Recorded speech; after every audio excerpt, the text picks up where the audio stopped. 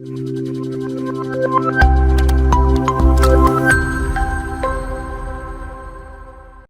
all, welcome to the introduction video of paper Food Chemistry and Nutrition. Food Safety and Quality Management course എടുത്തിട്ടുള്ള learners ആയിരിക്കും ഈ video കണ്ടുകൊണ്ടിരിക്കുന്നുണ്ടാവുക. അപ്പോൾ ഇത് one of the important paper നിങ്ങൾക്ക് പഠിക്കാനുള്ളതിൽ ഒരു ഇമ്പോർട്ടൻറ്റ് പേപ്പർ ആണ് ഫുഡ് കെമിസ്ട്രി ആൻഡ് ന്യൂട്രീഷൻ എന്ന് പറയുന്നത്. Food and related fields interest ഉള്ളവരായിരിക്കും നിങ്ങളിൽ എല്ലാവരും.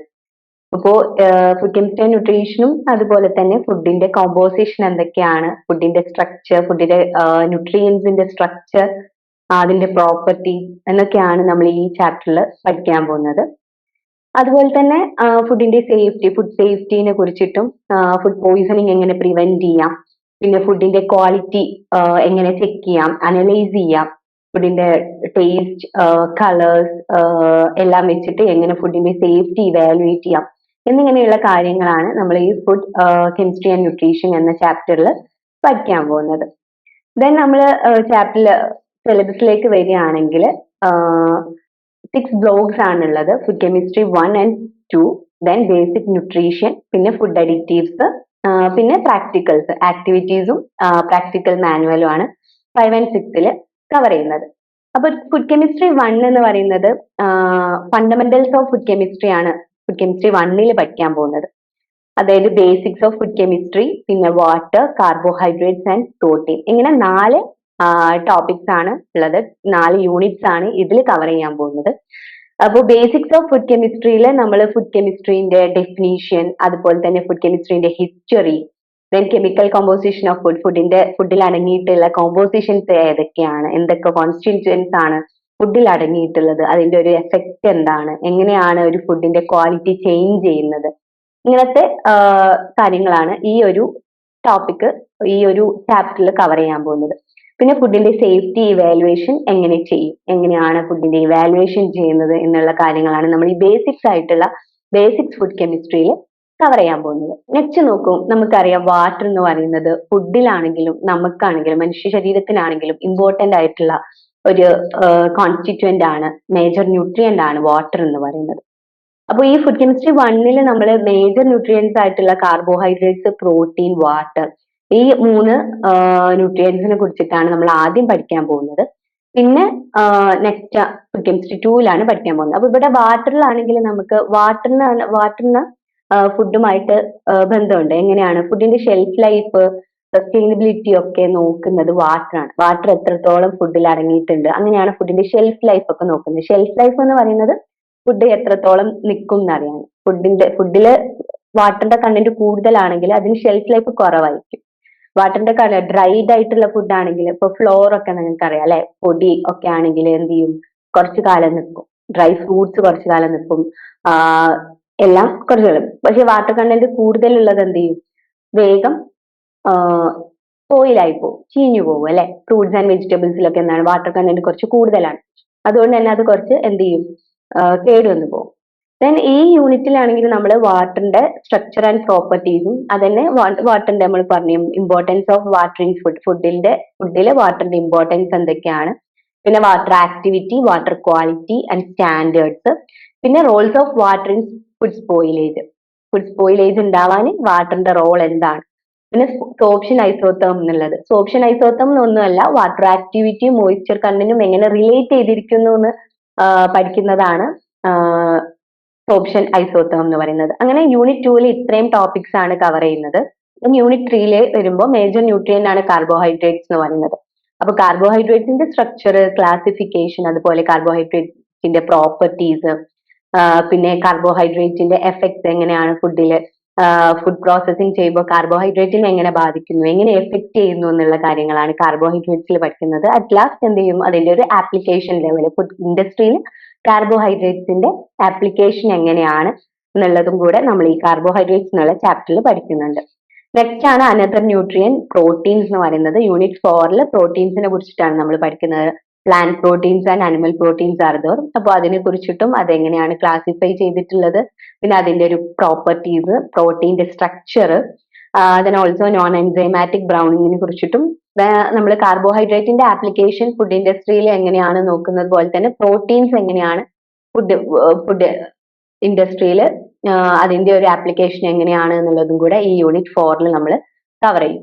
ദെൻ അതാണ് ഫണ്ടമെന്റൽസ് ഓഫ് ഫുഡ് കെമിസ്ട്രി എന്ന് പറയുന്നത്. പിന്നെ ഫുഡ് കെമിസ്ട്രി 2 ബ്ലോക്ക് 2ലേക്ക് വരുമ്പോൾ ലിപ്പിഡ്സ് എന്ന് പറയുന്നതും അനദർ മേജർ ന്യൂട്രിയൻസ് ആണ്. അപ്പൊ ലിപ്പിഡ്സ് ആണ് നമ്മുടെ സെൽ സ്ട്രക്ചറിന് നമ്മുടെ ബോഡിക്ക് ഒരു ഷേപ്പ് ഒക്കെ തരുന്നത് ലിപ്പിഡ്സ് ആണ്. ഫാറ്റ്സ് ആൻഡ് ഓയിൽസിനെ കുറിച്ചിട്ടൊക്കെ നിങ്ങൾ കേട്ടിട്ടുണ്ടാവും. അതാണ് ലിപ്പിഡ്സ് എന്ന് പറയുന്നത്. അപ്പൊ അതിന്റെ ഒരു സ്ട്രക്ചർ, ക്ലാസിഫിക്കേഷൻ, അതിന്റെ പ്രോപ്പർട്ടീസ്, അതിന്റെ ഒരു ആപ്ലിക്കേഷൻ ലെവലൊക്കെയാണ് ലിപ്പിഡ്സിൽ കവർ ചെയ്യാൻ പോകുന്നത്. ദെൻ വൈറ്റമിൻസ്, മിനറൽസ്, എൻസൈംസ്, ഇത് മൈനർ ന്യൂട്രിയൻസ് ആണ്. അപ്പോൾ വൈറ്റമിൻസിൽ നിങ്ങൾക്കറിയാം vitamin A, vitamin D, vitamin E ഇതൊക്കെ കേട്ടിട്ടുണ്ടാവും. അപ്പൊ ഇതിന്റെയൊക്കെ നോമൻക്ലേച്ചറും അതുപോലെ തന്നെ അതിന്റെ സ്ട്രക്ചർ, അതിന്റെ ക്ലാസിഫിക്കേഷൻ, പ്രോപ്പർട്ടീസ് ഒക്കെ നമ്മൾ പഠിക്കുന്നു. ദെൻ മിനറൽസിന്റെയും എൻസൈംസിന്റെയും സെയിം പോലെ തന്നെ പ്രോപ്പർട്ടീസും ക്ലാസിഫിക്കേഷനും ആപ്ലിക്കേഷൻ ലെവലൊക്കെയാണ് നമ്മൾ ബ്ലോക്ക് 2 കവർ ചെയ്യാൻ പോകുന്നത്. ഫുഡ് കെമിസ്ട്രി എന്നുള്ള part block 1 and 2 fully cover ചെയ്യും. ദെൻ ബേസിക് ന്യൂട്രീഷൻ ആണ് പിന്നെ വരുന്നത്. ബ്ലോക്ക് 3 വരുന്നത് ന്യൂട്രിയൻസ് അല്ലെങ്കിൽ പോഷക ഗുണങ്ങൾ ഉള്ളത് ആഹാരം എത്രത്തോളം ഇമ്പോർട്ടന്റ് ആണെന്ന് നമുക്കറിയാം ന്യൂട്രീഷന്, അല്ലെ? അപ്പൊ അതെങ്ങനെയാണ് നമ്മുടെ ബോഡിയിലെ എഫക്ട് ചെയ്യുന്നത്, ഏതൊക്കെ ഫുഡിലാണ് ന്യൂട്രിയൻസ് ഉള്ളത്, ഏതൊക്കെ ന്യൂട്രിയൻസ് ആണ് ഓരോ ഫുഡിൽ അടങ്ങിയിട്ടുള്ളത് എന്നിങ്ങനെയുള്ള കുറെ കാര്യങ്ങൾ നമുക്ക് എന്ത് ചെയ്യാം ഈ ന്യൂട്രീഷണൽ ആസ്പെക്ട് എന്നുള്ള ചാപ്റ്ററിൽ പഠിക്കാം. Then nutritive value of agricultural produce, അതായത് അഗ്രികൾച്ചറൽ പ്രൊഡ്യൂസ് എന്ന് പറയുമ്പോൾ സിറിയൽസ്, അതുപോലെ തന്നെ ഫ്രൂട്ട്സ് ആൻഡ് വെജിറ്റബിൾസ്, ഇതിലൊക്കെ അടങ്ങിയിട്ടുള്ള ന്യൂട്രിയൻസ് ഏതൊക്കെയാണ്, അതിന്റെ ന്യൂട്രിയൻ വാല്യൂ എന്തൊക്കെയാണ് എന്നുള്ളതാണ് യൂണിറ്റ് 10 കവർ ചെയ്യാൻ പോകുന്നത്. Nutritive value of animal produce എന്ന് പറയുന്നത് നമ്മുടെ മിൽക്ക്, ഫിഷ്, മീറ്റ് എന്നിവയിൽ അടങ്ങിയിട്ടുള്ള ആനിമൽ പ്രൊഡ്യൂസിൽ അടങ്ങിയിട്ടുള്ള ന്യൂട്രിയൻ വാല്യൂസ്, പിന്നെ അതിന്റെ എഫക്ട്സ്, അതൊക്കെയാണ് അതിൽ പഠിക്കുന്നത്. നമ്മൾ കുക്ക് ചെയ്യുമ്പോൾ ന്യൂട്രിയൻ വാല്യൂ കുറയോ കൂടോ, അല്ലെ? ഇപ്പോ മുട്ട എന്താണ്, എഗ്ഗ് നമുക്ക് ബോയിൽ ചെയ്ത് കഴിക്കുമ്പോൾ എന്താണ് അതിന്റെ ന്യൂട്രിറ്റീവ് വാല്യൂ കൂടുതലാണ് ചെയ്യുന്നത്. അതുകൊണ്ടാണ് നമ്മൾ എഗ്ഗ് ബോയിൽ ചെയ്ത് കഴിക്കുന്നത് നല്ലതാണെന്ന് പറയുന്നത്. കാരണം പ്രോട്ടീൻ കണ്ടന്റ് കൂടുകയാണ് ചെയ്യുക. അപ്പോൾ അങ്ങനത്തെ കാര്യങ്ങളൊക്കെയാണ് നമ്മൾ 11ൽ പഠിക്കുന്നത്. ദെൻ ന്യൂട്രിയൻസിന്റെ മെറ്റബോളിസം, ഗ്ലൂക്കോനിയോജനസിസ് പോലെയുള്ള മെറ്റബോളിസം ആണ് യൂണിറ്റ് 12 കവർ ചെയ്യാൻ പോകുന്നത്. ബ്ലോക്ക് 4ലേക്ക് വരുമ്പോൾ ഫുഡ് അഡിറ്റീവ്സിനെ കുറിച്ചിട്ടാണ് പഠിക്കാൻ പോകുന്നത്. ഫുഡ് അഡിറ്റീവ്സ് എന്ന് പറയുന്നത് നിങ്ങൾക്കറിയാം, നമുക്ക് നമ്മള് കൺസ്യൂംസിനെ അട്രാക്ട് ചെയ്യാൻ വേണ്ടിയിട്ട് എന്ത് ചെയ്യും, കളേഴ്സ് ഉള്ള ഫുഡൊക്കെ നമുക്ക് ഇഷ്ടം. കുട്ടികൾക്കാണെങ്കിലും കളേഴ്സ് ഉള്ള ഫുഡ് ഇഷ്ടമാണ്, അല്ലെ? അതുകൊണ്ടാണ് അവർക്ക് കാൻഡീസ് ഒക്കെ ഒന്നും കൂടെ കൂടുതൽ ഇഷ്ടപ്പെടുന്നത്. കാരണം അവരെ അട്രാക്ട് ചെയ്യാൻ, നമ്മൾ കൺസ്യൂമേഴ്സിനെ അട്രാക്ട് ചെയ്യുക എങ്ങനെയാണ്, കളേഴ്സ്, അതിന്റെ അപ്പിയറൻസ്, പിന്നെ ഫ്ലേവർ, ഇതൊക്കെയാണ്. അപ്പൊ ഇതൊക്കെ എൻഹാൻസ് ചെയ്യാൻ വേണ്ടിയിട്ട് ഫുഡിൽ നമ്മൾ എക്സ്ട്രാ ആഡ് ചെയ്യുന്ന, അറിഞ്ഞുകൊണ്ട് തന്നെ ഇന്റൻഷനലി ആഡ് ചെയ്യുന്ന സബ്സ്റ്റൻസിനെയാണ് ഫുഡ് അഡിറ്റീവ്സ് എന്ന് പറയുന്നത്. പിന്നെ നമ്മൾ ഫുഡ് അഡിറ്റീവ്സിൽ തന്നെ രണ്ടായിട്ട് unit 13 and 14 food additives 1 and 2 ഉണ്ട്. അത് ഫുഡ് അഡിറ്റീവ്സിന്റെ ഫംഗ്ഷനെ ബേസ് ചെയ്തിട്ട് ക്ലാസിഫൈ ചെയ്തിട്ടുള്ളതാണ്.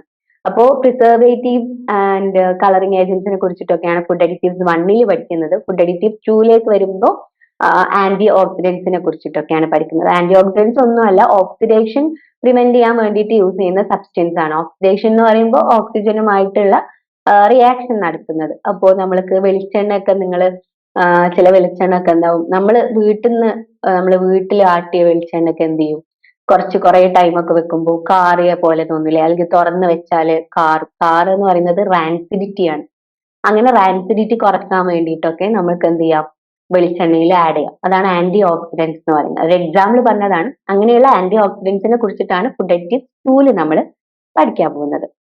ദെൻ പിന്നെയുള്ളത് ബ്ലോക്ക് 5 ആൻഡ് 6 നമ്മൾ പ്രാക്ടിക്കൽസ് ആണ്. ആക്ടിവിറ്റീസ് ചെയ്യുന്നതോടുകൂടി നിങ്ങൾക്ക് എന്ത് ചെയ്യാൻ പറ്റും, ഒന്നും കൂടെ നിങ്ങളുടെ സ്കില്ലാണെങ്കിലും നിങ്ങളുടെ നോളജ് ആണെങ്കിലും ഇൻക്രീസ് ചെയ്യാൻ പറ്റും. അങ്ങനെ ആക്ടിവിറ്റി 1 to ആക്ടിവിറ്റി 8 വരെയുണ്ട്. ആക്ടിവിറ്റി 1 എന്ന് പറയുന്നത് നമ്മൾ ഷുഗറിനെ ഡ്രൈ ഹീറ്റ് ചെയ്യുമ്പോൾ വരുന്ന ചേഞ്ചസ്, കാരമലൈസേഷൻ, ഒക്കെ നമ്മൾ തിയറി പഠിച്ചു കഴിഞ്ഞിട്ട് നിങ്ങൾക്ക് പ്രാക്ടിക്കലും കൂടെ പഠിക്കുമ്പോൾ എന്ത് ചെയ്യും, നിങ്ങൾക്ക് ഒന്നും കൂടെ നോളജ് ഇൻക്രീസ് ചെയ്യാൻ പറ്റും. കാരണം റിയൽ എക്സ്പീരിയൻസ് എപ്പോഴും എന്താണ്, നമ്മുടെ ഓർമ്മയിൽ നിൽക്കും, നമുക്കത് വേഗം മനസ്സിലാക്കാനും പറ്റും. അതുകൊണ്ടാണ് ആക്ടിവിറ്റീസും അതുപോലെ തന്നെ പ്രാക്ടിക്കൽസും എക്സ്പെരിമെന്റ്സ് 10 എക്സ്പെരിമെന്റ്സ് നിങ്ങൾക്ക് വരുന്നുണ്ട്. നമ്മൾ സ്റ്റാൻഡേർഡ് സൊല്യൂഷൻ തൊട്ട് പ്രിപ്പയർ ചെയ്യുന്നത് തൊട്ട് നമുക്ക് എന്ത് ചെയ്യാം, ഓയിൽസിനെയും ഫാറ്റിനെയും ഗ്രാവിറ്റി, അതുപോലെ തന്നെ പ്രോട്ടീൻ, ഫുഡിലുള്ള protein content, moisture content, fat content, ash content. Ash content എന്നൊക്കെ പറയുമ്പോൾ ആഷ് എന്ന് പറയുന്നത് മിനറൽസ് ആണ്. ഫുഡിന്റെ മിനറൽ കണ്ടന്റ് ഒക്കെ നോക്കാൻ വേണ്ടിയിട്ടാണ് നമ്മൾ ഇത്രയും എക്സ്പെരിമെന്റ്സ് ചെയ്യുന്നത്. അപ്പോൾ ഇത്രയൊക്കെയാണ് ഈ ഒരു ഫുഡ് കെമിസ്ട്രി ആൻഡ് ന്യൂട്രീഷൻ എന്നുള്ള ഈ ഒരു പേപ്പറിൽ നമ്മൾ കവർ ചെയ്യാൻ ഉദ്ദേശിക്കുന്നത്. അതാണ് സിലബസിലുള്ളത്. അപ്പോൾ നെക്സ്റ്റ് വീഡിയോയിൽ യൂണിറ്റ് 1 നമുക്ക് നെക്സ്റ്റ് വീഡിയോയിൽ സ്റ്റാർട്ട് ചെയ്യാം. അപ്പോൾ thank you all the best.